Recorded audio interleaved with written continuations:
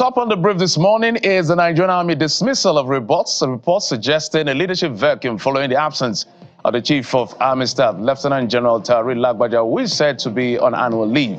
The Army also debunks reports of the existence of an existing or an acting Army Chief, while also warning those calling for military takeover to desist from such calls. The clarification comes in a statement signed by the Director of Defense Information, Brigadier General Tukur Gusau, after a viral video surfaced online where some persons were calling for a military takeover. It says the armed forces of Nigeria is professionally managed and all the service chiefs are performing their duties as stipulated by law, as Major General Abdulsalam Bagudu Ibrahim, the Chief of Policy and Plans, is providing routine brief to the Chief of Staff, the Chief of Army Staff, in accordance with the standard military procedure. That is coming from the Nigerian Army. Let's tell you that the Chief Justice of Nigeria, Justice Kudirat Kekerekun, is asking judicial officers to embrace technology for more efficient and transparent legal system. Justice Kekerekun was speaking at the Second Regional Conference on Administration of Criminal Justice in Abuja. The CJN says the prolonged trials and delays in justice dispensation can be stopped through effective deployment of technology. It is well established that many of the challenges plaguing our criminal justice system, such as prolonged pretrial detentions, inefficient case management, and delays in the dispensation of justice, can be mitigated through the judicious application of technological innovations. Well, now, in the meantime, the Attorney General of the Federation and Minister of Justice, Mr. Lateef Fagbemi, Senior Advocate of Nigeria, says the federal government has started the implementation of the 300% pay rise for judicial officers. He described the move as an important first step in the President Bola Tinubu administration's resolve to strengthen the judiciary after the president had in August signed into law a bill seeking a 300% increase in salaries and allowances for judicial officers in Nigeria. Mr. Fagbemi said this at the 12th convocation ceremony of the Afe Babalola University in Ado-Ekiti, where he was conferred with an honorary doctorate degree in law. And there's something that is quite an interesting perspective by the Minister of the FCT, Nyesom Wike, alluding to the fact that the provision of housing for judges can insulate them from manipulation. According to him, the assurance of a house after retirement will insulate judges from manipulation, interferences, and exposure to certain temptation.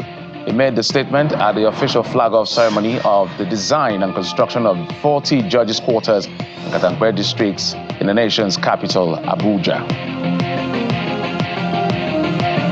Let's move on to other stories now, where the Nigerian Immigration Service says it has arrested controversial cross-dresser Idris Okuneye, also known as Bobrisky, at the Seme border in Lagos. In a statement by the service, the social media influencer was said to have been arrested while trying to flee the country.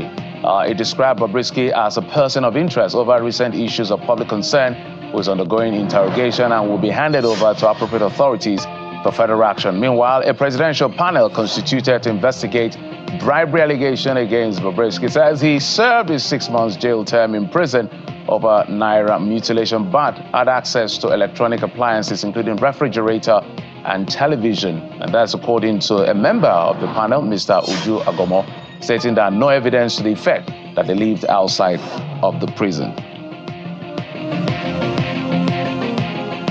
Let's move on now to other stories on the international scene, where 91-year-old Cameroonian President Paul Biya is back in the country. He landed at the capital Yaoundé's International Airport after several weeks of the country amid rumors about his health, according to state broadcaster CRO-TV. President Biya appeared on television after the presidential plane landed, shaking hands with officials next to his wife Chantal as a jubilant crowd waited to greet him. Supporters wearing outfits displaying his portrait chanted to the beat of a drum and lined the roads as his motorcade swiftly left the airport for the presidential palace, according to CRO-TV, which dedicated a program for his return. Well, it's good to see that he's back because there was speculation as to his health. In fact, some people were speculating that the Cameroonian leader had even died. Well, let's move on to sports news now, where the English FA has asked Gary O'Neill for his observation on his post-match comments about the refereeing of Wolves' 2-1 defeat to Manchester City on Sunday.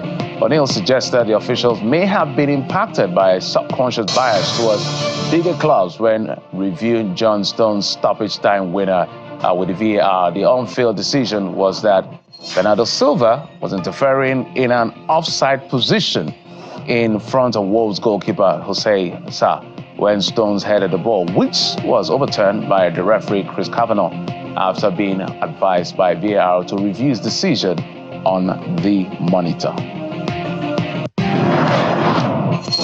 Well, those are the stories we've been tracking for you, say, in the last 24 hours and the earlier part of today on the program.